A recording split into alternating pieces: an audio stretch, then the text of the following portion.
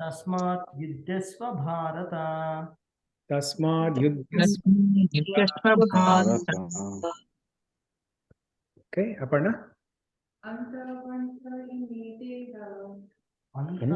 Antavanta imede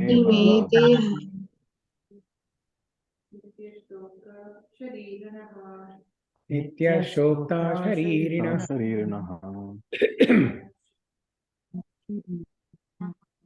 Anashino Pramayasya Tasmad Yudhyasva Bharata. Okay, Rahul. Antavanta imedeha Nityasyokta sharirinaha Anashino prameyasya Tasmad yudhyasva bharata. Tasmad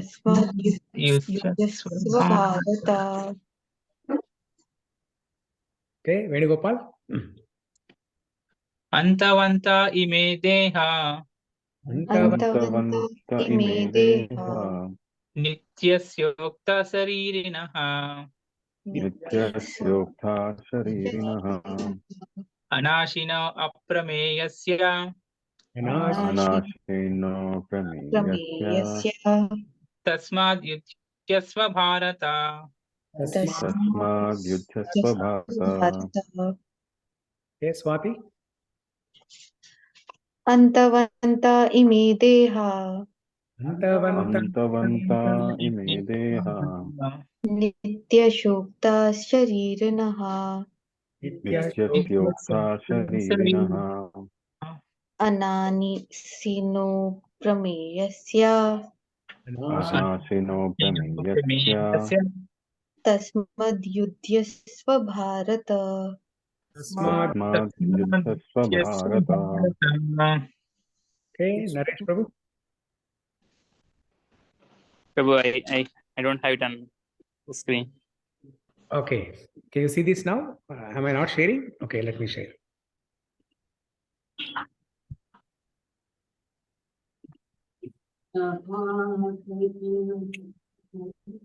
Antavanta ime deha Antavanta ime deha Antavanta Nityasyokta imedeha sharirinaha Nityasyokta sharirinaha sharirinaha Anashino aprameyasya Anashino prameyasya Tasmad yudhyasva bharata.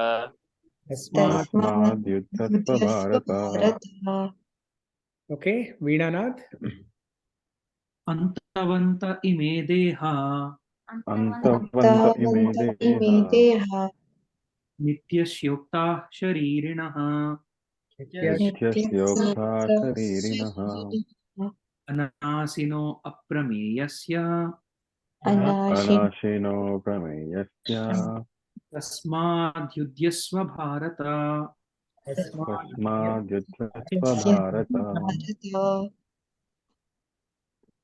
Okay, Sirisha. Antavanta ime deha Antavanta imedeha nityasyokta sharirinaha Nityasyokta sharirinaha anasino aprameyasya Anashino prameyasya tasmad yudyasva bharata. Tasmad yudhyasva bharata. Okay.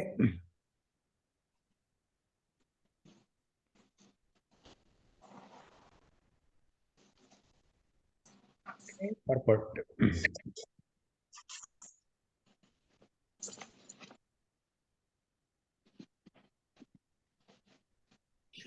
Purport. By His Divine Grace, A.C. Bhaktivedanta Swami Srila Prabhupada. Srila Prabhupada ki jai.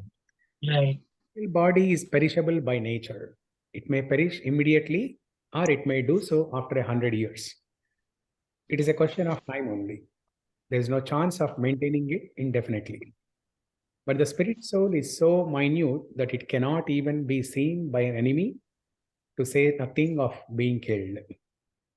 As mentioned in the previous verse, it is so small that no one can have any idea how to measure its dimension.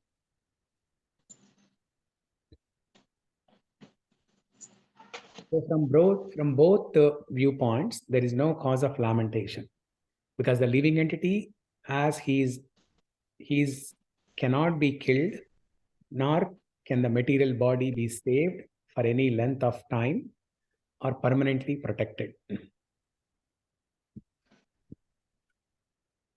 The minute particle of the whole spirit acquires this material body according to his work, and therefore observance of religious principles should be utilized. In the Vedanta Sutras, the living entity is qualified as light because he is part and parcel of the supreme light. As sunlight maintains the entire universe, so the light of the soul maintains this material body. As soon as the spirit soul is out of this material body, the body begins to decompose. Therefore, it is the spirit soul which maintains this body. The body itself is unimportant. Arjuna was advised to fight and not sacrifice the cause of religion for material bodily considerations.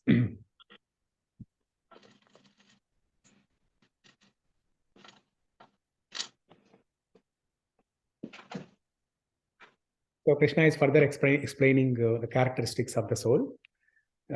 Indestructible, immeasurable.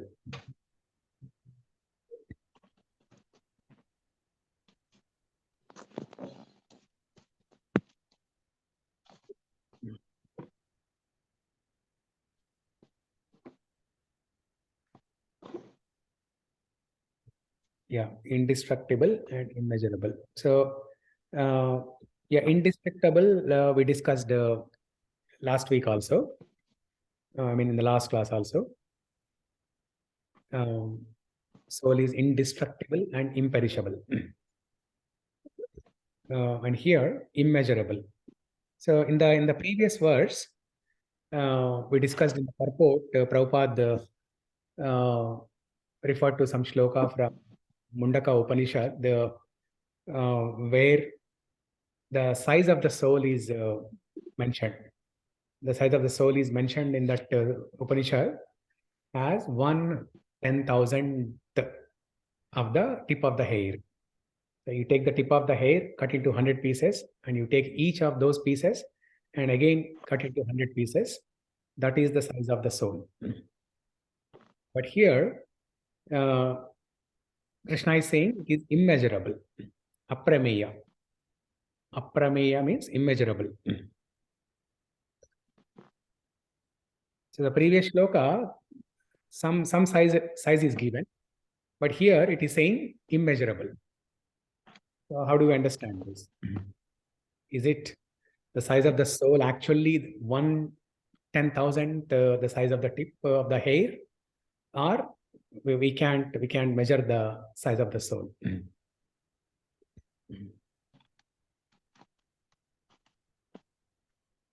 So when Krishna is saying immeasurable, or in the previous shloka, Krishna did not say the size of the soul in that shloka, but in the purport, Prabhupada quotes Mundaka Upanishad shloka, Keshagra Shatabhagasya, that shloka. And then Prabhupada writes in that purport saying that size of the soul is 1/10,000th size of the tip of the soul, tip of the hair. Now, that is to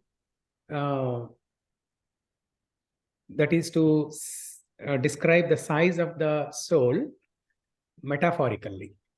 It's not a literary meaning. When Prabhupada says, or when the Mundaka Upanishad shloka says that the size of the soul is 1/10,000th of the tip of the hair, we need to take it metaphorically, not the literary meaning. Here Krishna is saying immeasurable. It cannot be measured. When do we say immeasurable? when an object is either too tiny or too gigantic, then we say it is immeasurable. So the soul is so tiny that we cannot even measure the size of the soul. Now, for the sake of argument, we can say that with an advanced microscope, we can see what it is like 1/10,000 the tip of the hair. It can be seen. Let's assume, okay, or if not now, maybe 100 years from now, an advanced microscope can see the 1/10,000 the tip of the hair. Now, when it is mentioned that that Mundaka Upanishad, the size of the soul is 1/10,000 the tip of the hair, it's not the literary meaning. It is metaphorical. So in Sanskrit, there is something called Chandrashaka Nyaya. So when a mother shows moon to the child, now child senses are still developing. When the mother points out to the moon, hey, look at the moon, oh my child, look at the moon, the child will look everywhere. I mean, even within the room, when there is a small baby, right? So they will not be able to look at a person carefully. Now, when you show the moon, it is in the open sky. The child cannot comprehend where the moon is exactly. Now, if the child asks where is the moon, the mother can say that, can point to two branches of the tree and say that, hey, look, the moon is between the two branches of the tree. Now, is the moon actually between the two branches of the tree? No. Just to help the child understand where the moon is, the mother is using something called as Chandrashaka Nyaya. Shaka means branches. Chandra is moon. So the mother is using that logic to explain the child about the location of the moon. Similarly, that Mundaka Upanishad Sloka, it uses Chandrashaka Nyaya to explain metaphorically the size of the soul is so minute, so tiny that it cannot be even measured. So it is immeasurable. The material body of the indestructible, immeasurable, and eternal living entity is sure to come to an end. So in the shloka, if you see, Antavanta ime deha. So it's a plural. Deha. So if you look at that line on top of A, that indicates plural. Without that line, deha means one body. Deha means multiple bodies.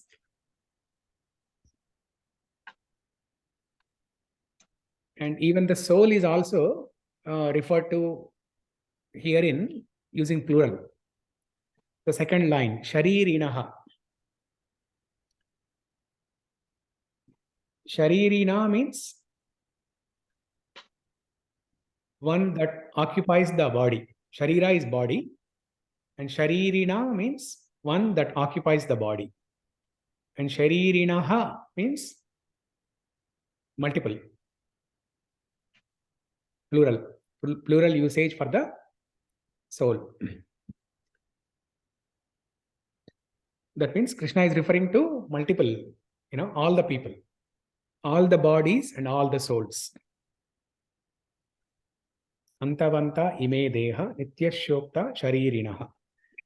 So by using this plural usage, Krishna is saying that both Krishna and all the living entities, everybody is eternal. Everybody is eternal. Krishna said that in 2.11 already. Natvevaham jatu nasam natvam neme janadipa nachaiva na bhavishyamaha sarve vayam adaparam. There Krishna said, never was there a time where I did not exist, nor you, nor all these kinsmen. That means Krishna said, we are all eternal. Now, same thing he is explaining here by using a different different vyakarana of Sanskrit. Deha and sharirinaha. Antavanta ime deha nityashokta sharirinaha. Anashino aprameyasya tasmad yudhyasva bharata.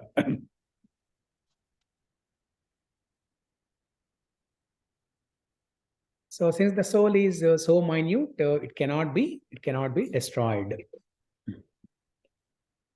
So Krishna is using this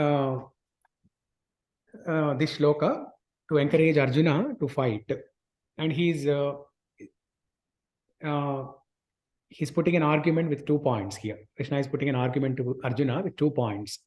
One is, okay, Arjuna, if you are thinking that you are going to be the cause of death of all these kinsmen, first of all, the material body is anyway going to come to an end. Even if you kill or not kill, one day it has to come to an end. That's what Prabhupada writes. The material body is perishable by nature. It may perish immediately or it may do so after 100 years. It's a question of time only. So there's no chance of maintaining it indefinitely.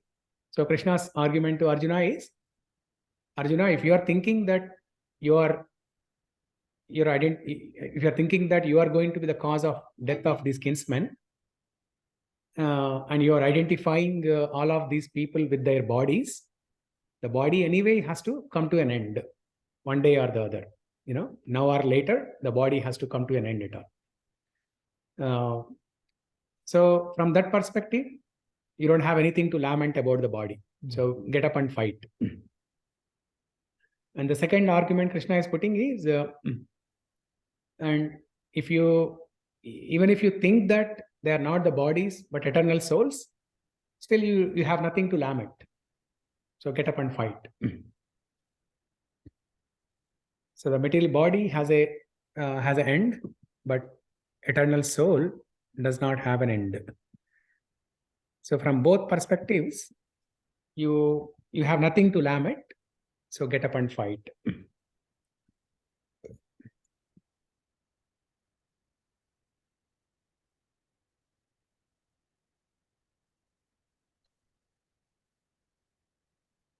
And the other point that Prabhupada mentions in the paragraph, as soon as the spirit soul is out of the material body, the body begins to decompose. And just like the sunlight maintains the universe, the light of the soul maintains this material body. Same thing we discussed last week also, in the last class also, that the soul is all pervading. All pervading means not this soul does not pervade the entire universe. The super soul pervades the entire universe, but the soul pervades within the body. So from that perspective, we can say all pervading. Soul is all pervading. And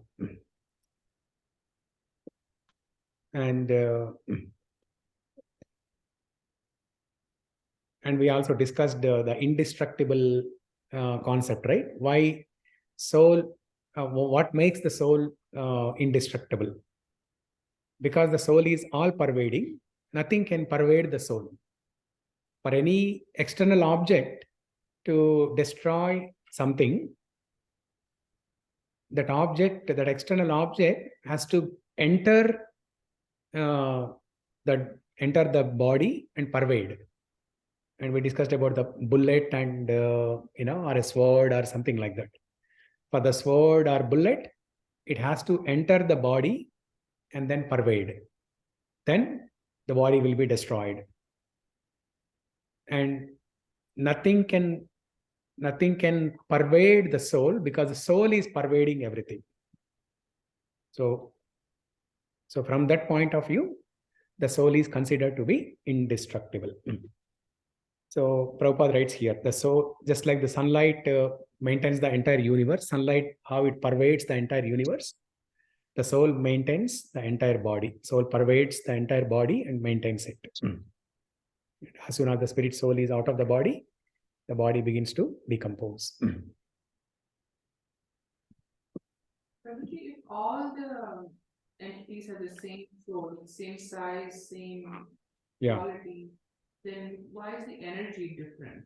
Then even if you look among humans or ant versus elephant, is the energy more material, like, or it's more the soul is giving the energy? Where's the energy power to live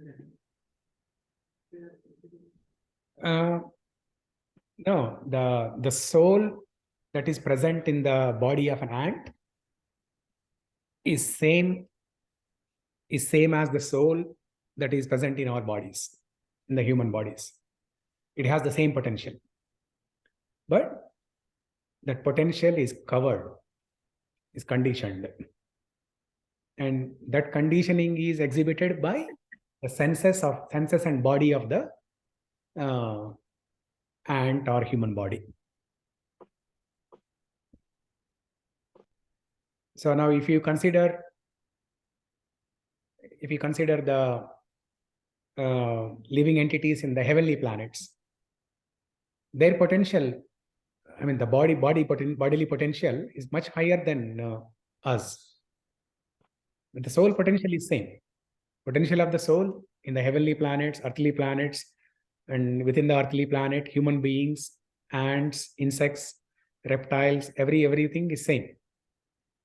But it is covered. That potential or that consciousness is covered.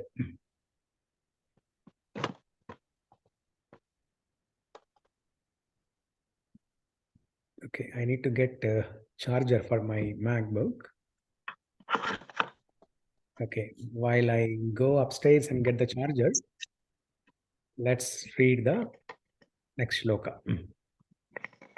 Okay, so you all take turns and recite the shloka, and then I'll get the charger.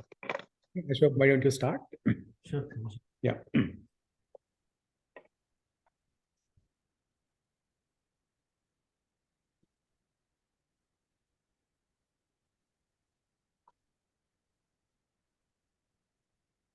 Shri Bhagavanuvacha. श्रीभगवानुवाच Ye enam veti hantaram. यैनं वेत्ति हन्तारम् Manyate hatam. यैनं मन्यते हतम् Uboto na vijanito. उभौ तौ न विजानीतो Nyayam hanti na hanyate.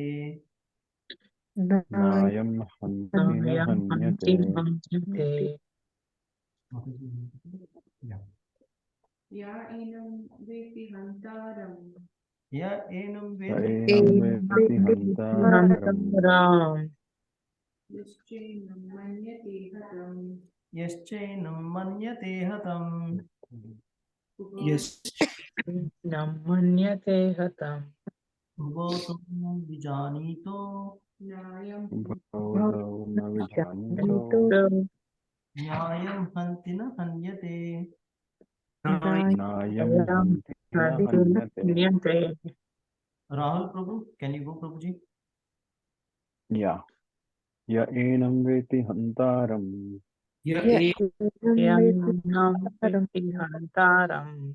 यश्चैनं मन्यते हतम् उभौ तौ न विजानीतो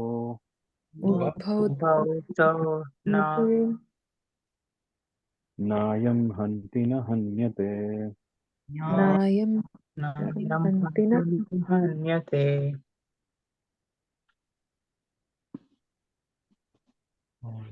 Everybody's done? No. Vinarad?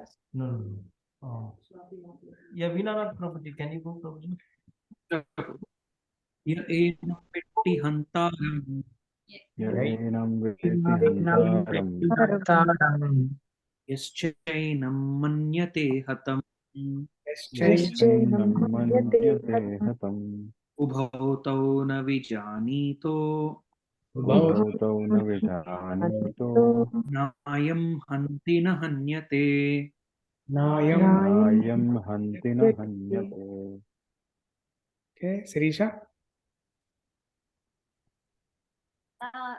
hantaram.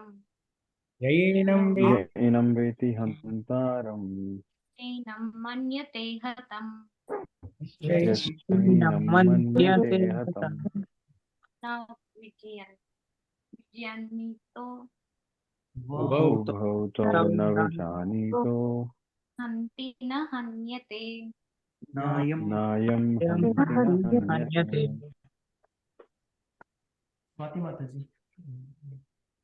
Prithvi, can you share your screen? I just Okay. Yeah. putting my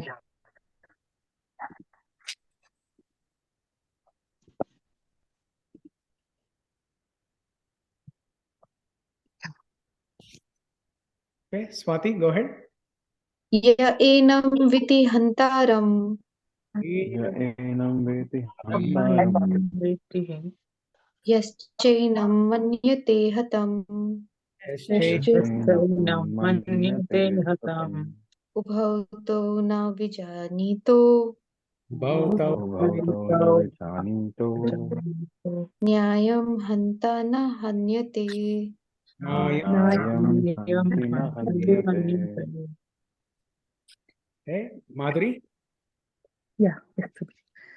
Ya enam veti hantaram य एनं वेति हन्तारम् yaschenam manyate hatam Yashchainam. यश्चैनं मन्यते हतम् ubhau tau na pijanito Bhautau. भवतो न विजानीतो nayam hanti na hanyate. नायं नायं हन्ति न हन्ति न हन्यते हन्यते Okay. Did you read? Yes, Okay. Venugopal Prabhuji and Venugopal. यायिनं विट्टि हन्तारम् य एनं वेति हन्तारम् यश्चैनं मन्यते हतम् यश्चैनं मन्यते हतम् उभौ तौ न विजानीतो भवतो न विजानीतो नायं हन्ति न हन्यते नायं हन्ति न हन्यते Naresh Prabhu. Naresh. Okay. Yeah, Naresh Prabhu. यैनं वेत्ति हन्तारम् य एनं वेति हन्तारम् यश्चैनं मन्यते हतम् Yashchainam. मन्यते हतम् उभौ तौ न विजानीतो उभौ उभौ न न विजानीतो विजानीतो नायं हन्ति न हन्यते नायं हन्ति न हन्यते Okay. Did you read the translations? I mean, the word for word meaning? Okay. Yeah, anyone who enam, this, veti, knows, antaram, the killer. Yeah, anyone who, cha, also, enam, this, manyate, thinks, hatam, killed, ubau, both, thou, they, na, never, vijanitaha, or in knowledge, na, never, I am, this, hanti, kills, na, nor, hanyate is killed. Neither he who thinks the living entity the slayer, nor he who thinks it slain is in knowledge. For the self slays not, nor is slain. Nice tongue twister. For the self slays not, nor is slain. When an embodied living entity is hurt by fatal weapons, it is to be known that the living entity within the body is not killed. The spirit soul is so small that it is impossible to kill him by any material weapon, as will be evident from subsequent verses. Nor is the living entity killable because of his spiritual constitution. What is killed or is supposed to be killed is the body only. This, however, does not at all encourage killing of the body. The basic injunction is Mahimsyat Sarva Bhutani. Never commit violence to anyone.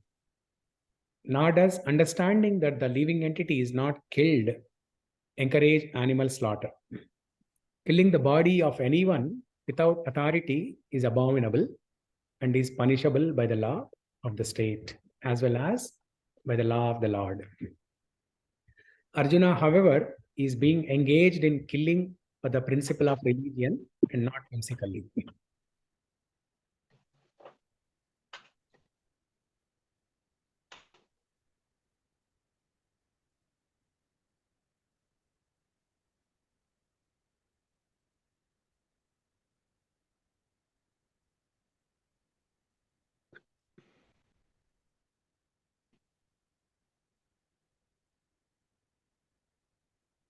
Hmm? Yeah. So, so here Krishna is telling the same point from a different perspective, telling that body is temporary and soul is eternal from a different perspective here. So he's saying that one who thinks that they can kill the soul, or one who thinks that they can save the body, they are foolish people. They are not in knowledge. They are foolish people, because nobody can kill the soul, and nobody can save the material body. Now, when we say that nobody can kill the soul, and nobody can save the body, that cannot be used as an excuse by some criminals and kill innocent people. They cannot go and kill the people and say that oh, anyway, you cannot kill anyone, right? I did not kill anyone. I did not kill anyone. So it does not give a license to kill everyone. Same thing for animal slaughter. When somebody says that oh, I'm a good meat eater, but I'm not killing anyone. Yep. But I'm not killing anyone. So, position that not commit any violence to any creature. When comes under the category of Atatais, they are eligible to be killed. Yeah. Yeah. So Vedas describe non-violence, but Vedas also give Vedas also explain when violence is needed. Violence is needed in situations like to establish dharma. Violence is needed. But otherwise, if somebody commits violence without any reason and without any proper justification, then they'll be punished. They'll be punished by both state laws and the laws of the Lord, the universal laws. So it is aggressors we're talking about. Aggressors, yeah. So does anyone remember the 5 different types of aggressors? Who steals, sets fire, poisons, and attacks with deadly weapons, yeah, and Kidnaps a wife. Yeah, kidnaps one's wife, huh? One's wife, yes. Kidnaps one's wife, yeah. Yeah, all the characteristics of Duryodhana. Yeah, he did everything. Yeah, he did everything. He poisoned the Pandavas. He set fire on their houses. He disrobed. He and his party and everybody disrobed Draupadi, and he stole the property and plunders riches. Plunders riches. Yeah. So yeah, violence is needed under situations like this. When there is a higher cause. Okay, there's a higher cause and some higher purpose that need to be achieved, then violence is needed. Yeah. So when the government, executes some criminals, is that okay? Because they consider as aggressors. What if they're not in this 5 categories? And they're killing for something else, like crime. So when government The executes or gives them death punishment. Yeah. So basically the government is deciding when they to die. Yeah. Isn't that against the rules then? Let's say someone by mistake got executed for something. He didn't do anything, but they frame him and he goes into the death penalty. Yeah. Which happens a lot, right? Yeah. You see that. So that is not in one of these stuff that are. So isn't that like a yeah. If an innocent person is hung to death, definitely all those people who are involved, they incur karma. Yeah. But on the contrary, if it is a genuine case where a criminal, hardcore criminal, killed a lot of people, he's definitely an aggressor, and it is perfectly okay for the law to give death sentence to that person. Yeah. On the other side, if somebody frames an innocent person and the justice, the judge awards with the death sentence, yeah, the judge does not incur any sin. Because judge is neutral. He does not incur any sin. Whereas the people who framed that innocent person to receive the death sentence, they get the karma. Yeah. Because the judge is like God. He's neutral. He's not partial to one party or the other. I mean, if it is a case that judge is also involved in the framing of this innocent person, then that's a different thing. But in general, most of the times, 99.99%, we see that judges are neutral. Yeah, that's why even the hardcore criminals are, everybody, all the mafia and everybody, they may not be afraid of the police, but everybody is afraid of justice. Yeah.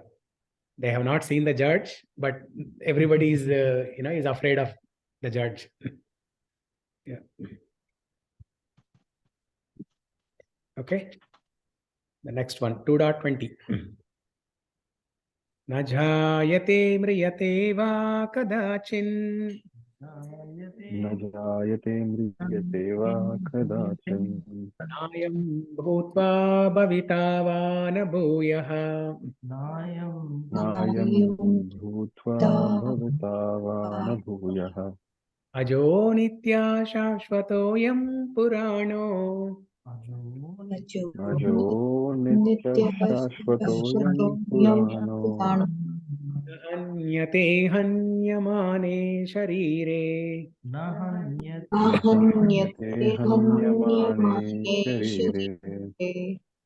Na, never. Jayate, takes birth. Mriyate, dies. Va, either. Kadachit, at any time. Past, present, or future. Na, never. Ayam, this. Bhutva, having come into being. Bhavita, will come to be. Va, are. Na, not. Bhuyaha, or is again coming to be. Aja, unborn. Nitya, eternal. Shashvata, permanent. Ayam, this. Purana, the oldest. Na, never. Anyate is killed. Niyamane, being killed. Sharire, the body.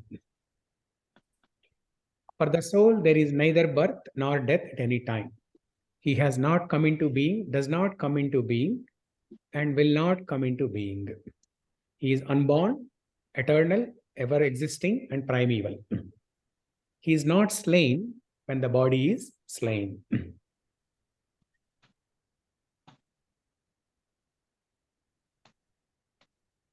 For the soul, there is neither birth nor death at any time. He has come into being, he has not come into being, does not come into being, and will not come into being. He is unborn, eternal, ever existing, and primeval. He is not slain, and the body is slain. Qualitatively, the small atomic fragmental part of the Supreme Spirit is one with the Supreme. He undergoes no changes like the body. Sometimes the soul is called steady or kutastha. The body is subject to 6 kinds of transformations. It takes its birth from the womb of the mother's body, remains for some time, grows, produces some effects, gradually dwindles, and at last vanishes into oblivion. The soul, however, does not go through such changes. The soul is not born, but because he takes on a material body, the body takes its birth. The soul does not take birth there, and the soul does not die. Anything which has birth also has death. And because the soul has no birth, he therefore has no past, present, or future. He is eternal, ever existing, and primeval. That is, there is no trace in history of his coming into being. Under the impression of the body, we seek the historic birth, etc., of the soul. The soul does not at any time become old, as the body does. The so-called old man, therefore, feels himself to be in the same spirit as in his childhood or youth.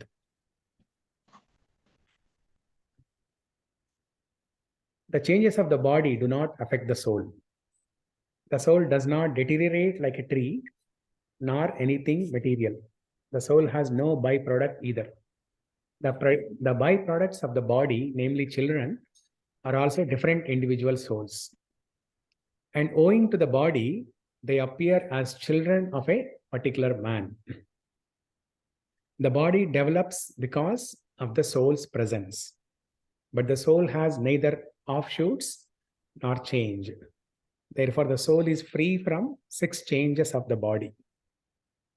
In the Katha Upanishad, we also find a similar passage which reads, Najayate mriyate va vipaschin, nayam kutaschin, na babuva kaschit, ajo nitya shashvato yam purano, hanyate hanyamane sharire. So it is slightly different from this Sloka 2.20. So almost same, but few words are changed. The meaning and purport of this verse is the same as in the Bhagavad Gita. But here in this verse, there is a special word, vipaschit, which means learned or with knowledge. The soul is full of knowledge, or full always with consciousness. Therefore, consciousness is the symptom of the soul. Even if one does not find the soul within the heart, where he is situated, one can still understand the presence of the soul simply by the presence of consciousness. Sometimes we do not find the sun in the sky owing to the clouds or for some other reason, but the light of the sun is always there. And we are convinced that it is therefore daytime. As soon as there is a little light in the sky early in the morning, we can understand that the sun is in the sky. Similarly, since there is some consciousness in all bodies, whether man or animal, we can understand the presence of the soul. This consciousness of the soul is, however, different from the consciousness of the Supreme, because the Supreme Consciousness is all knowledge, past, present, and future. The consciousness of the individual soul is prone to be forgetful. When he is forgetful of his real nature, he obtains education and enlightenment from the superior lessons of Krishna. But Krishna is not like the forgetful soul. If so, Krishna's teaching of Bhagavad Gita would be useless. There are 2 kinds of souls, namely minute particle soul, Anu Atma, and the super soul, Vibhu Atma. This is also confirmed in the Kathopanishad. Anor Aniyan Mahato Mahiyan. Atmasya Jantor Nihito Guhyam. Tam Akrauta Pashyati Vita Shoko. Dautu Prasadan Mahimanam Atmanaha. both the super soul, Paramatma, and the atomic soul, Jivatma, are situated in the same tree of the body, within the same heart of the living being. And only one who has become free from all material desires as well as lamentations can, by the grace of the Supreme, understand the glories of the soul. Krishna is the fountainhead of the super soul also, as it will be disclosed in the following chapters. And Arjuna is the atomic soul, forgetful of his real nature. Therefore, he requires to be enlightened by Krishna or by his bona fide representative, the spiritual master. Okay?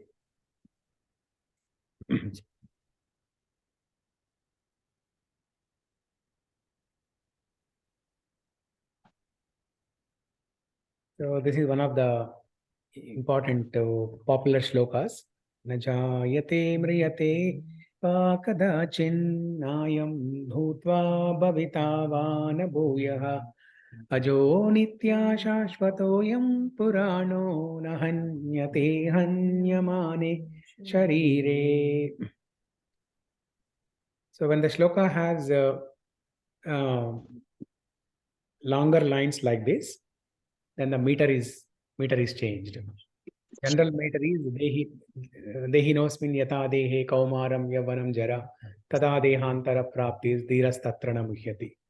That is a regular meter, okay, containing eight syllables. Whereas this shloka, it's a longer line. The number of syllables are more than 8. That's why it's a different meter. Najayate mriyate va kadachin nayam bhutva bhavitavana bhuyah. Like that.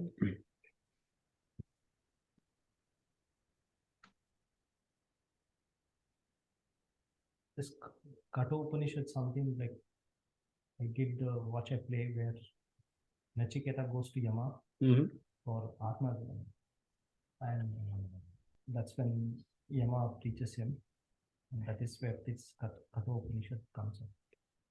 Okay, so Yamaraj teaches Kathopanishad to Nachiketa. I think this was one of a place in Hindi book also. I think I remember. In school days? Reading in school days, yeah. Nachiketa. Yeah, I vaguely remember reading that Nachiketa. He stays for 3 days waiting for Yamaraj. So when Yama returns, he gives him like 3 boons. And the first thing he says, I want to go back to my father. The second boon he says like, one is that one. The second boon he says like, my father could be angry with me. Okay. And the third one, when he wants to gain the knowledge. And the Yamaraj entices him with different things. I'll give you like you'll live for 1,000 years. You'll get the strength of 100 elephants. You'll be blessed with kids and all those things. He says at the end of everything you'll be there.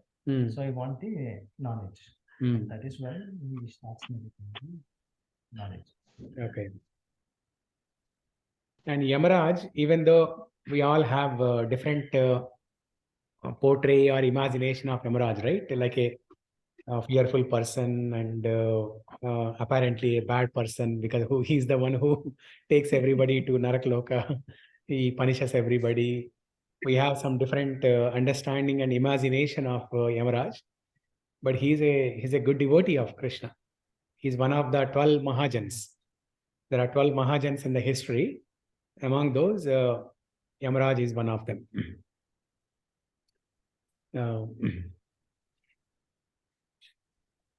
Okay. So in the purport, Prabhupada writes saying that the body undergoes changes, but the soul does not undergo any changes. the body undergoes 6 transformations.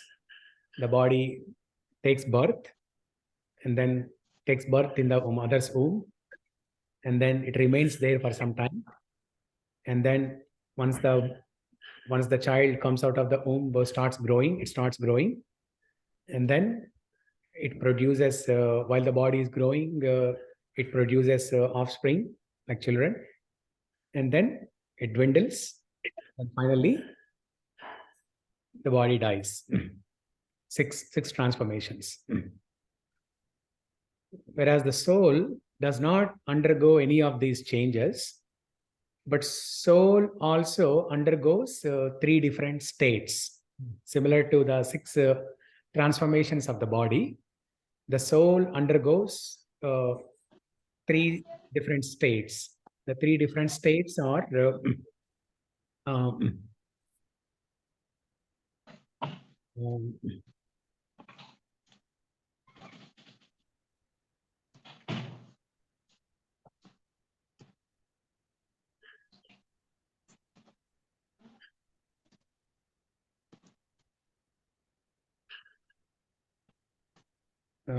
3 different states are, I think, deep sleep,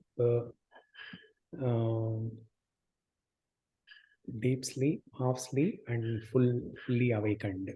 Yeah. So deep sleep, half sleep, and then fully awakened. These are the 3 different states. The soul undergoes these 3 different states. So when the body, when the soul is fallen from the spiritual world into the material world. So in the beginning, the soul is fully covered. The consciousness is fully covered. It's fully ignorant of the original nature of the soul and completely identifies with the body. Okay?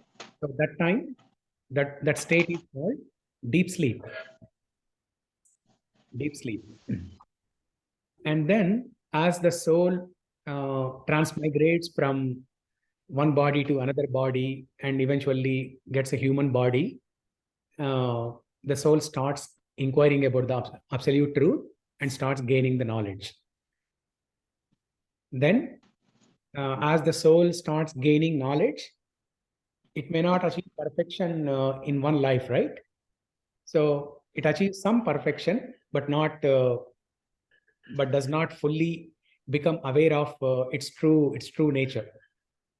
So that state is half sleep. So the consciousness is half covered and half it's half covered. Consciousness is half covered. So it's compared to half sleep. And then finally, when the consciousness is completely revived and the soul identifies its original nature, then it is full awakening, fully awakened state.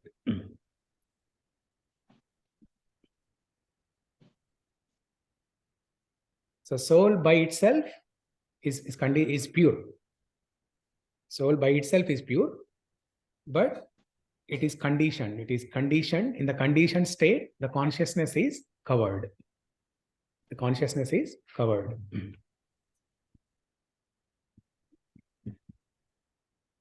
And because the consciousness is covered, the soul, the interesting thing is, it is impossible for the soul to realize our own true nature.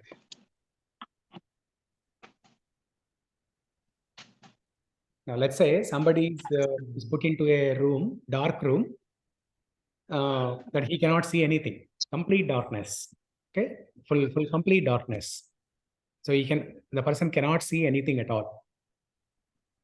So how can he realize his existence, his presence, or how can he realize the presence of the room or where he is?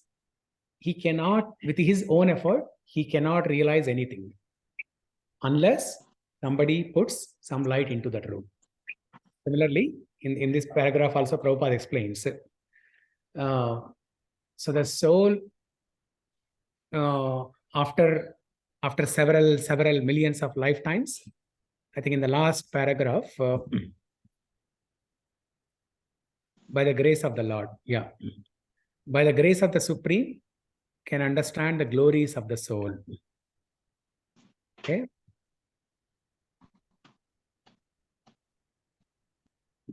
So only by the grace of the Supreme, one can realize the true nature of the soul. That's a very interesting thing, you know. It's our own self, and we don't understand our own self. What an irony is that.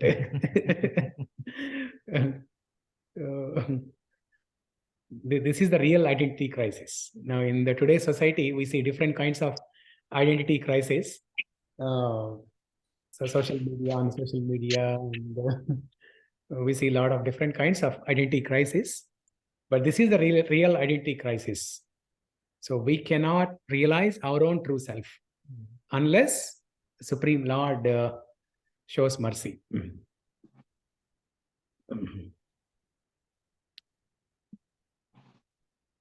And until that is revealed, then our consciousness is covered. So consciousness is the symptom of the soul.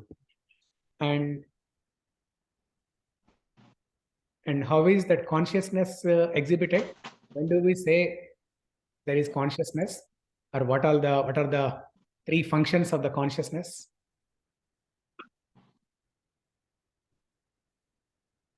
Thinking, feeling, and willing. Thinking, feeling, and willing. Yeah. So whenever we perform any task, we go through these three-step process: thinking, feeling, and willing.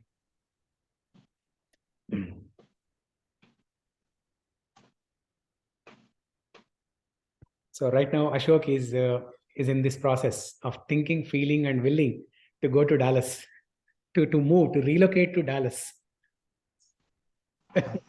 Pushing from gym, but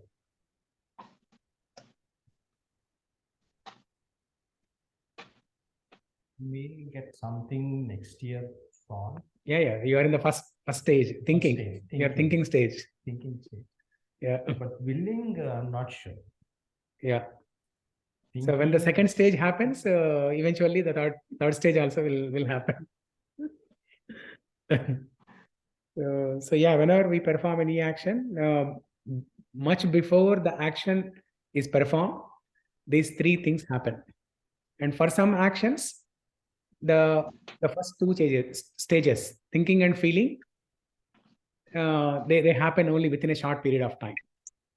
And for some actions, the thinking and feeling, those two stages happen over a period of longer time.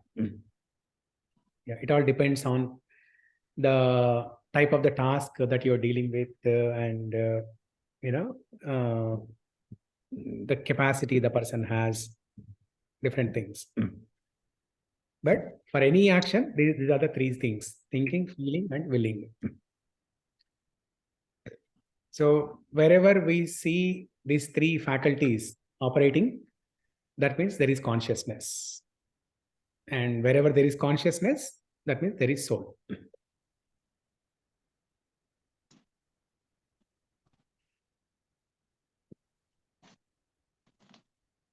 Madhuri is seriously thinking about something. Prabhuji, I have a question. Yeah. So is being impulsive opposite of conscious? Being impulsive, opposite of conscious. Yes. How is impulsive? Because impulsive does not involve thinking or, all of these three processes. So is being impulsive not being conscious?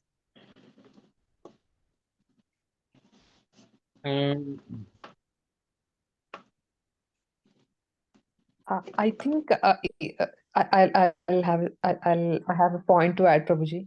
Yeah. So even in the process of, even for the impulsive thing, there's like a quick thought that happened and you want to act on it immediately. So that's the only difference. I mean, when taken over longer period of time, we analyze and judge all the pros and cons over there. But in an impulsive decision, that we don't analyze it, but we think and we want to feel something. So that's why we take this impulsive decision or impulsive act and go for it. I think that comes under Rajoguna, a kind of action, like, I mean, acting out of passion, and yeah, not a sattvic guna, but yeah, it will have consequences definitely. The karma that incurs had to be also uh, need to be, I mean, justified, but yeah, that also involves certain level of thinking, feeling, and willing, of course. But that willing is already there, thinking is reduced, and feeling is what we want. So we just go for it, I guess. Yeah, And, there's a thought behind that impulse, is what Master is trying to say, right? what is that, Rahul? Say again. Yes. There will be a thought behind that impulse, right, Prabhuji, even if we like don't realize it. Yeah, Some thought is going on, right? it happens very rapidly. Out of temper, or it happens at the spur of the moment, very quickly. So there is no discrimination between good and bad. There's no thought of consequences. So it's done at the spur of the moment. So everything happens very rapidly. The thinking, feeling, and willing, everything happens very rapidly.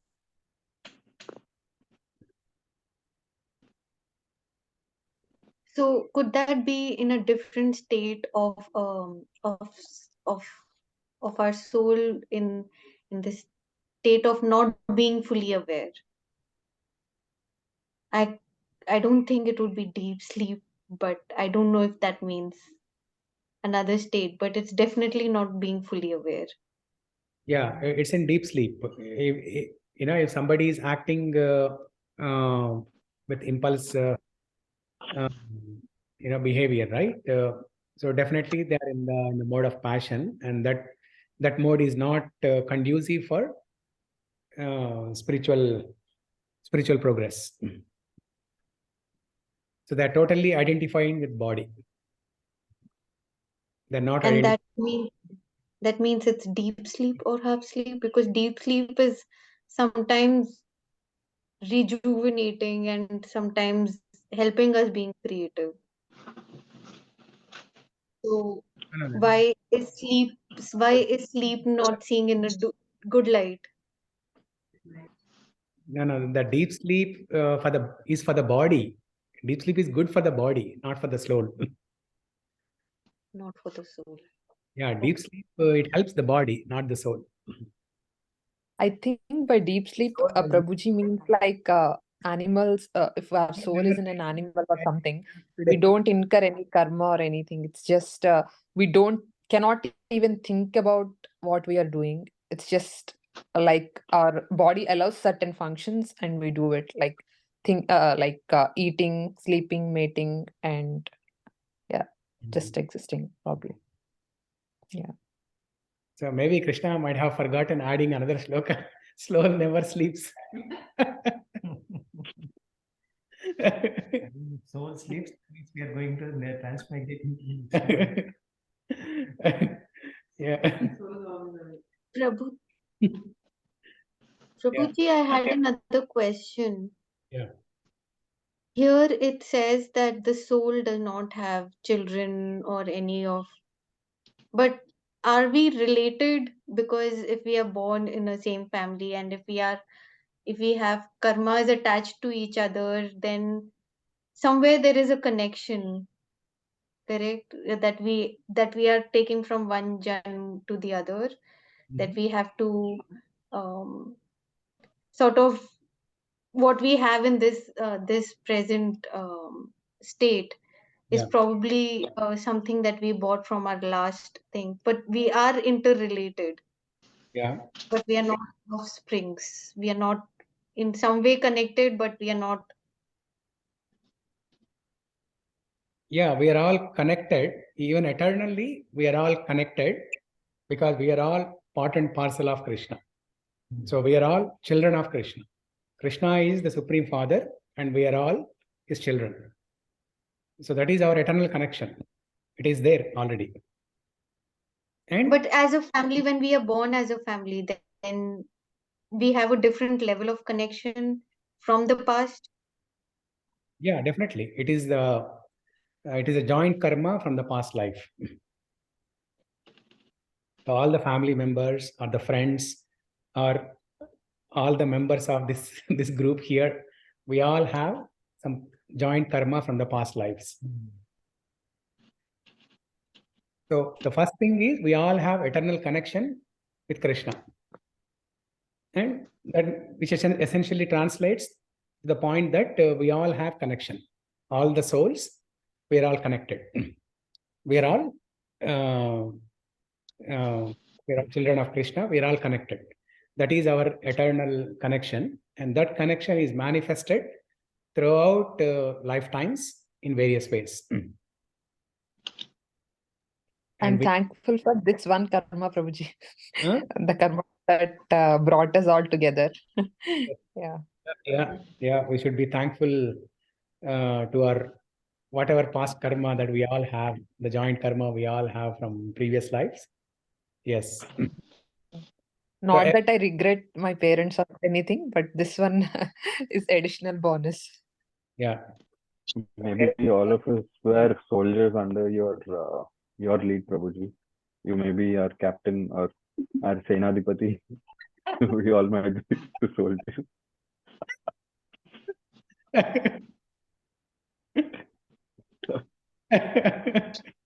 You might be Krishna himself, expansion or something, and we are all Arjuna expansions, maybe. We are all expansions of Krishna. Mamai Vamsho Jiva Bhuta Sanatanaha. So we are all expansions of Krishna. We are all amshas of Krishna. So Mama Eva Amsha, Krishna says. So you are all my part and parcel. You are all my amsha. So some people we don't feel the compassion, and it's very hard to believe they're part of doing bad acting. Or you see on the news, you're like, how can we feel compassion for that? It's a good environment, but to see even a bad person feel that, oh, he's a part and parcel of Krishna's, and have that compassion for them, it's an acquired thing. Because I find it hard for see some like low level can someone be and just see Krishna and them also. Yeah, but I mean, yeah. So I get your point, but we always look at others, right? We always look at others and try to judge them. Okay, so let's look at some criminal. Okay, he is involved in some abominable activities. Now we think that, oh, he's part and parcel of Krishna. How can he engage in such abominable actions? Now, in one sense, we are also criminals. We are envious of Krishna. What can be more abominable than being envious of our Father? So it's a different crime. That person is involved in some type of crime. We are also involved in another crime. So it is like, let's say a person gets into a city bus in India. Okay, he's going from Nagar to Pandi Bazaar in Chennai, and then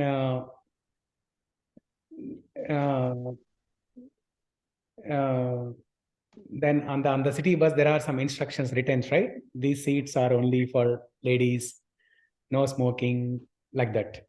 Okay, so now there's a man who is sitting in ladies' seat. Okay, now there is another man standing besides that, and a lady comes. He does not have a seat. She does not have a seat to sit. Now this man who is standing, he looks at that man who is sitting in the lady's seat, and he scolds him like anything and tells that, hey, don't you have eyes? Don't you see that it is written these seats are categorized only for ladies? What a fool you are! Get up and give the seat to this lady. Now it's a good thing. It's a good Samaritan act that what he has done. Okay, this man sitting in the lady's seat, he gets up and he looks at that man standing, and he points to him and says that, now did you forget to read that there is no smoking? Because this man who is standing, he's smoking. So he's looking at one crime, but he forgot to look at his own crime. So like that, yeah. If we see from a material standpoint, yes, that criminal who is doing abominable actions definitely appears so abominable, more abominable than us. But from a spiritual point of view, we are all doing the same crime. So he is envious of Krishna. Why he is engaged in abominable actions? Because he is envious of that person. You know, that terrorist or whoever who is committing the abominable action. Why does he commit abominable actions? Because he is envious of the other person. And the fact that he is envious of the other person tells that he is eternally envious with Krishna. Similarly, we are in the material world. That means we are envious of Krishna. So we are sharing the same crime. He is exhibiting that crime in a different way, and we are exhibiting the same crime in a different way. So we are all criminals. That's why we are put into this jail. Dukkalayam ashashvatam. Yeah, this material world is nothing but a prison. Yeah. Yeah, Madhuri, you had something to say?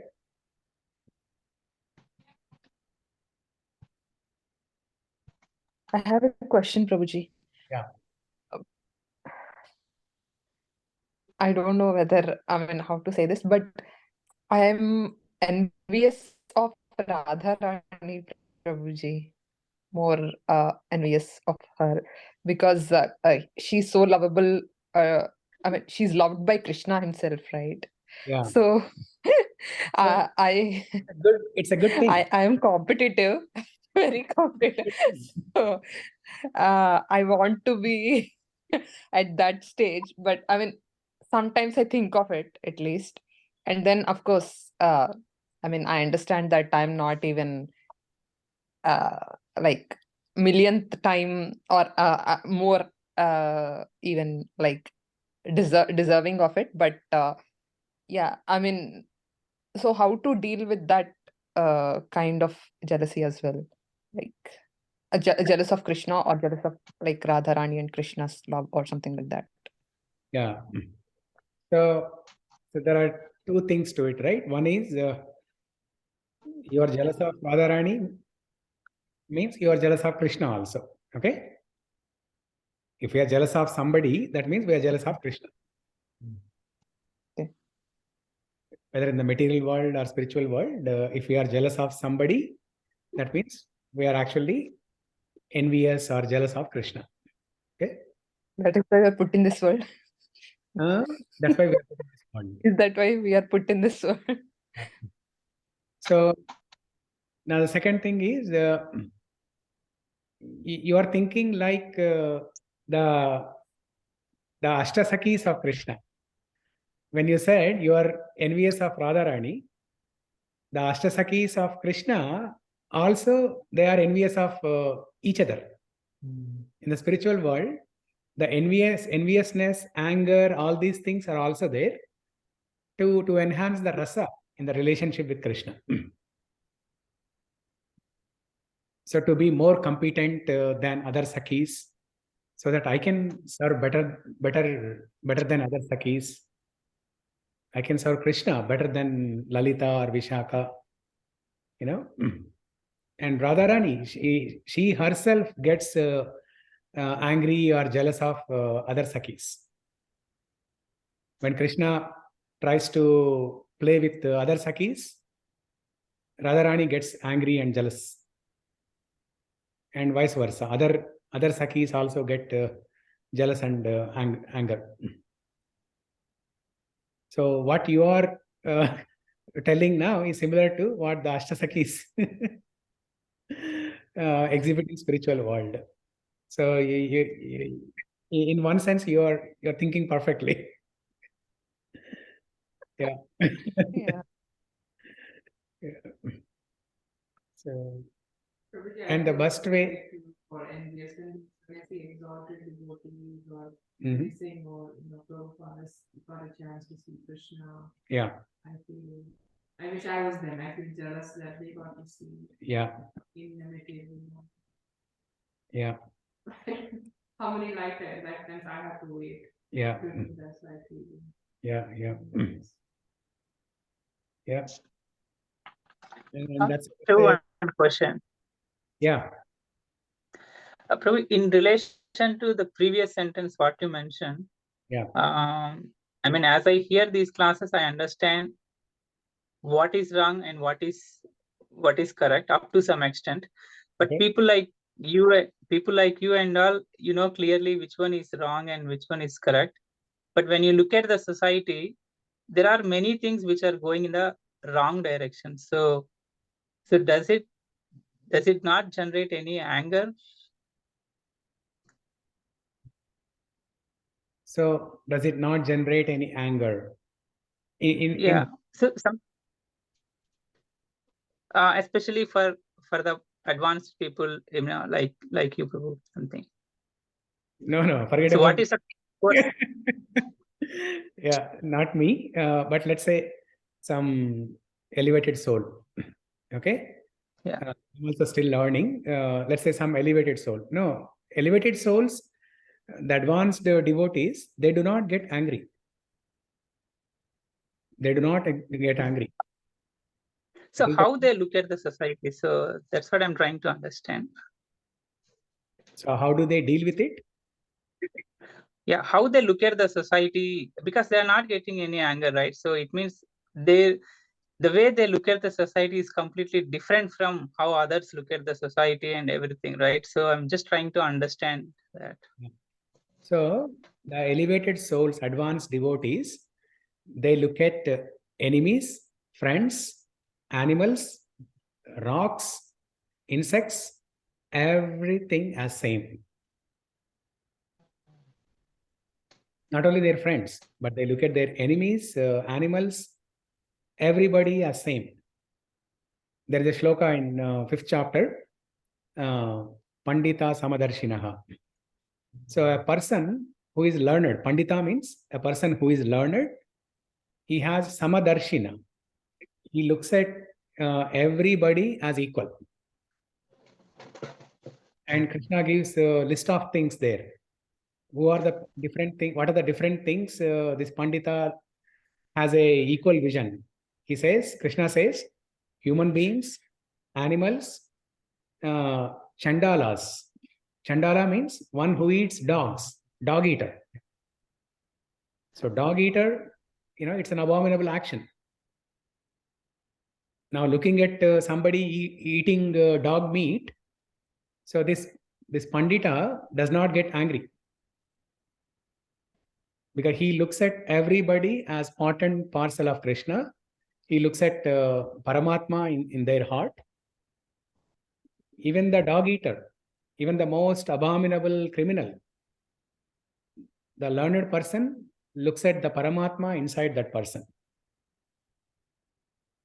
That's why you see great advanced souls, realized souls, realized people. You see, even in the temple, Harivilas Maharaj, for example, right? So when we bow down to him, he also bows down to us. Now, technically, he does not need to bow down to us. He bows down to us. He literally, he bows down his head on the floor. That means he is bowing down to the Paramatma in our heart. He's not bowing down to us. That we are abominable. So he's looking at the Paramatma inside us and bowing down to the Paramatma inside us. So a learned Pandit, he has an equal vision to everyone. Pandita Samadarshina. Reading the book, it's the picture is there. A humble sage sees equal vision of a learned and gentle Brahmana, cow, elephant, dog, and a dog eater. Dog eater, yeah. I think 5th chapter, right? 518. Yeah. 518, yeah. So what is the shloka? Starts with Vidya Vinaya Sampanne Brahmane Gavihastini Shuni Chaiva Swapakecha Pandita Samadarshina. Yeah.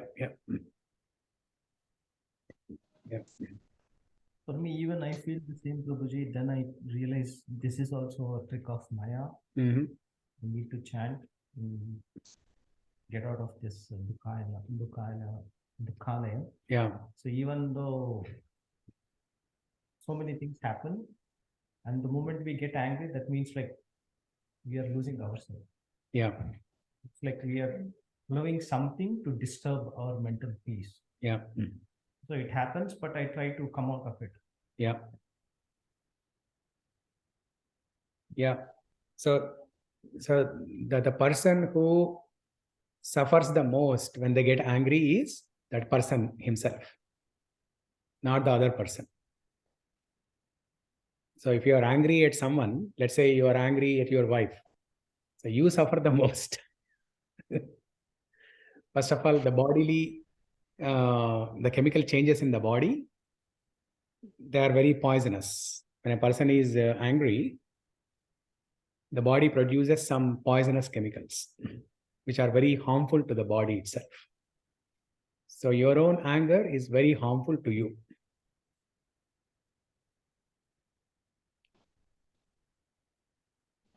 Yeah, Rahul, you had something to say? Yeah, Prabhuji. I have a couple of questions. Yeah. So the first is, like, when does the soul enter the body while being in the womb of the mother? Mm-hmm. Do we have this like documented in anywhere in our Shastra? And the second one is like related to our previous session, Prabhuji. We had some paranormal discussion in one of our previous sessions where Aparna Mataji asked a question regarding the soul. Yeah. Her question was like, when a person gets possessed by a demon or a ghost, does that person have like two souls at that time of possession? Then if yes, then I had a similar thought that like when a Mataji is pregnant with a child, so then they'll be having like two souls in one body, right? I mean, not exactly in one body, but so it's kind of a similar situation. I'm trying to understand like Okay. If one body can have multiple souls, like trying to I take example of a possession and a pregnant woman. Those are the only two scenarios I think are possible for like multiple souls to be in one body. Also, Prabhuji, you mentioned that you know a Mataji who has good knowledge about this paranormal thing, and you mentioned that you would share her contact with Aparna Mataji. Yeah, I'll share. If yes, I would like to add in that discussion and get all this curiosity out of me. Sure. I'll share the numbers with you, with Aparna, and you also. Yeah. So what I can explain is about the point that two souls in one body in case of a pregnant woman. So even though there are two souls in the same body, but the baby's soul in the mother's womb, that soul does not exhibit any consciousness. It does not exhibit any consciousness, or maybe that consciousness is limited only to that particular body. the body of the soul, body of the baby, but not to the mother's body. Because the baby in the mother's womb realizes how miserable it is to be in the mother's womb. And Bhagavatam explains that the baby prays to the Supreme that, oh God, please give me a chance. I want to come out of this miserable place, and I will serve you eternally. Please give me a chance and help me get out of this place. And the moment the baby comes out of the womb, forgets everything.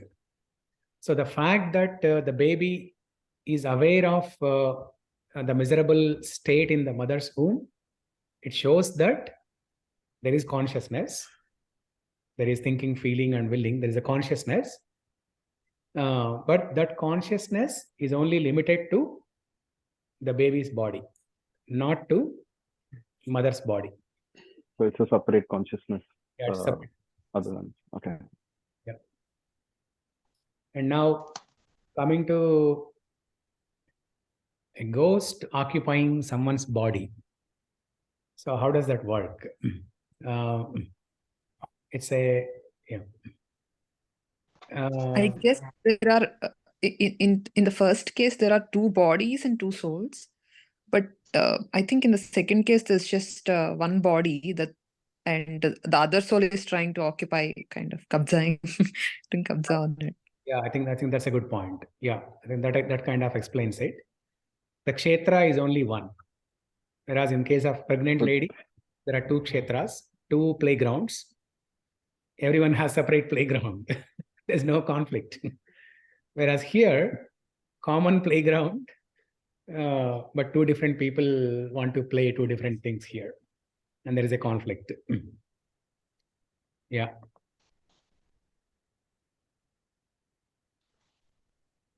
So do we have this thing in our Shastras, Prabhuji, like when exactly does the baby, like when does the soul enter the baby? Yeah, Bhagavatam has these details. I don't know, maybe Aparna knows, coming from medical field.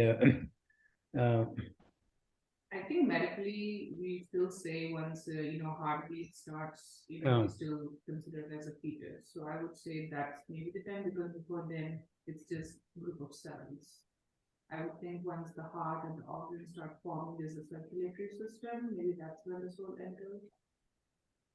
But I'm not sure, because before then it's not really a baby, because that baby is not able to function or survive. Yeah. Once the heart and the main organs are there, it's considered a fetus.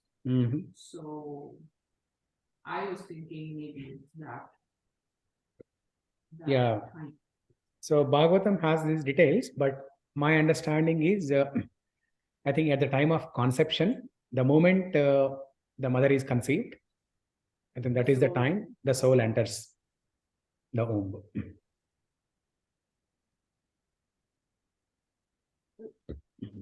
Because only with the presence of the soul, anything can grow. For the heart to develop or for the organs to develop. So even before the heart starts beating, first of all, the heart has to develop, right? And for the heart to develop, there has to be some consciousness. That means there is already presence of soul. So I think the soul enters the womb at the time of conception itself. Yep, that makes sense. Yeah. I thought that like when the baby is almost formed and when it starts moving, no, maybe then the soul. But yeah, it's all assumption. But yeah. Interesting. Yeah. In other religions, I think they talk about, where the baby chooses, bodies, or they've interviewed little kids asking who remembers reincarnation, and kids say that I saw you from the heaven and I chose you as parents. So that is kind of a little conflictory from how we are saying, karma is deciding where we go. Yeah. We don't have control over that. There's multiple studies where they interviewed very young kids, even in India and other countries, even in the US too. And they asked, what is your previous? They remember all that, but then they asked how you came here. They said, oh, I saw you from heaven and I chose you as my mother. It's very consistent among different things. And I've watched multiple documentaries on that. They say the same thing as, oh, I saw you from there, and I chose you as my mother. But I don't know, that's again conflicting with our thing. I mean, if they're choosing the mother so they can work out their karmas and do their things that they're supposed to, versus from what our classes, I understood that we have no control. We have no control. Somebody, but I don't know why these kids are saying that I saw you from heaven. So do these stories have any Christian background? They have both Christian and Hindu background, because some kids were from India. Okay. They are not Christian. So even I have read a lot of books on reincarnation, Mataji.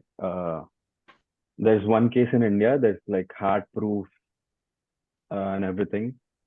Yeah, Prabhuji, there's cases all over the world. And one exceptional case was a small child knew how to fly a plane.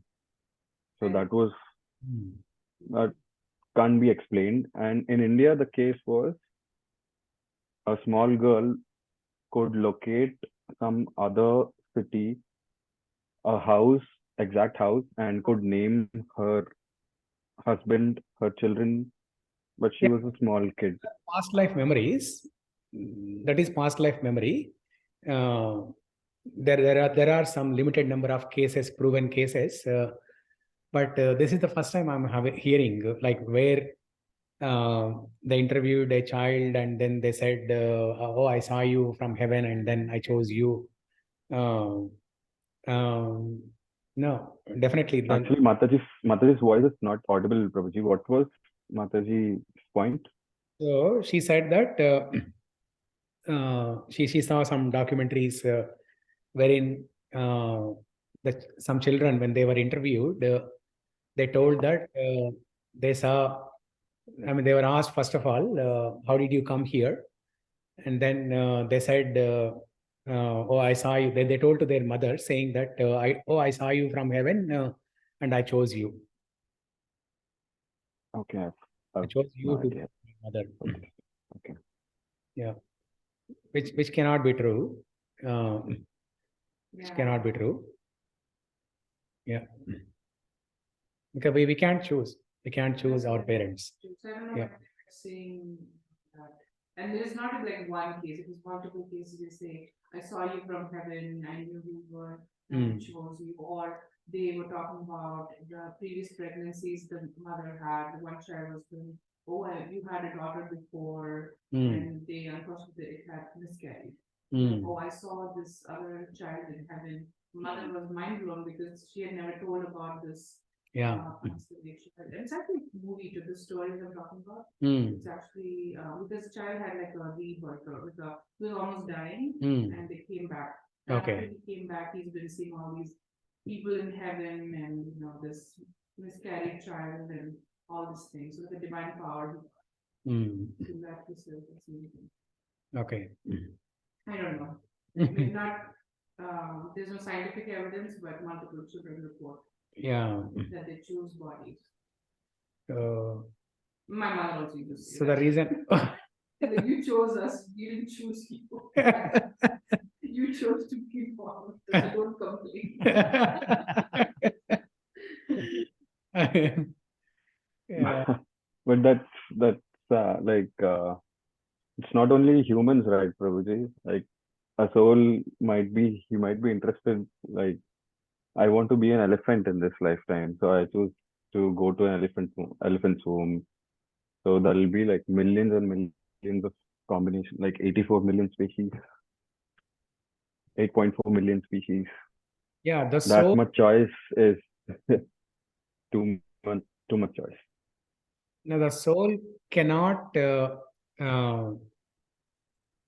choose to take an elephant body in a particular life. Soul, based on whatever desires and samskaras the soul has developed from this life and previous lifetimes. Let's say the soul, one living entity, okay, not the soul, but let's say one living entity. In the current life, in the current human life, is always looking at an aeroplane and always has a strong desire. Oh, I wish I could fly like that. Or, this person looking at the birds flying in the sky develops a desire saying that, oh, I wish I could fly like that. Then in the next life, it is possible that that person takes a body of a bird. So based on the desires and what he deserves, what he desires and what he deserves. Now, let's say somebody wants to be born rich in the next life. Now that may not happen. Unless that person desires, it may not happen. Just because the person desires, unless he deserves, it may not happen. If you don't have proper sukruti in this life, you may not get a birth in the rich family next life. So basically, you shape your next life in this life only. Yeah. So Swati, you had a question? Prabhuji, in this shloka, in this verse, why did Prabhupada ji speak about knowledge where it is not in the shloka itself, but why does he explain about knowledge? Why did he choose to speak about knowledge, whereas it's not directly written in the verse? Yeah. So basically, what does this verse say? This verse says that the soul does not take birth. It does not come into being. It will not come into being. And it's it in the Katha Upanishad verse, Prabhuji. Knowledge. Yeah, Katha Upanishad verse. So, Vipaschit, right? Yeah, Vipaschit, yes. Vipaschit is knowledge. Vipaschit is knowledge. Yeah. Yeah, Vipaschit, which means learned or with knowledge. Yes, with knowledge, yes. Yeah. Vipaschit. So this shloka from Katha Upanishad is very similar to this Bhagavad Gita shloka. So the only change is Vipaschin. Najayate mriyate va kadachin. Instead of kadachin, it is Vipaschin. Now in the previous paragraph, Prabhupada explained kadachin is also, it also refers to the soul. Soul is sometimes referred to as kadachin or kutastha, not kadachin, kutastha. Steady or kutastha. So what does kadachin mean? Kadachit means at any time, past, present, or future. Yeah. Vipaschin means knowledge. Here it says, which means learned or with knowledge. Am I sharing my screen? I'm not sharing, right? Do you see that, Swati? Yes, Prabhuji, I have it in my book. Yeah. Vipaschin means knowledge. That's why Prabhupada explains about the knowledge and how soul acquires about knowledge of the self. And in the end, Prabhupada explains that only with the grace of the Supreme, the soul can acquire knowledge of the self. And Prabhuji, about this soul, it's is also called kutastha. Yeah. Does it have anything to do with, because it is steady? Is it somewhere similar to the concept of the steadiness that we are trying to achieve in the sthita prajna? Is there any similarity over there with that concept and this? Is that what we are trying to achieve? Yeah, as I mentioned earlier, right? Soul is always pure. So soul is always pure means it is full of knowledge, it is eternal, and it is always blissful. But only in the conditioned state that consciousness is covered. So in the original state, soul is sthita prajna. Soul is steady.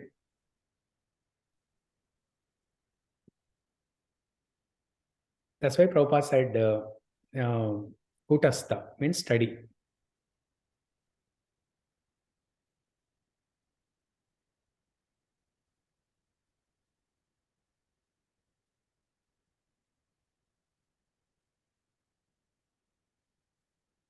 Is that clear? Yes, Prabhuji, thank you. Okay. So it's 7:30. I think we can end the call here. We have days of Krishna. Thanks to each one of you. Because of you, I'm spending time on this. So it is for my own purification also. I'm also in the learning stage. It is for my own purification as well. Okay, so thank you everyone. Hare Krishna. So next week we'll not have class. We'll meet after that. Okay, thank you. Hare Krishna. Hare Krishna. Hare Thank you. Krishna. Hare Krishna.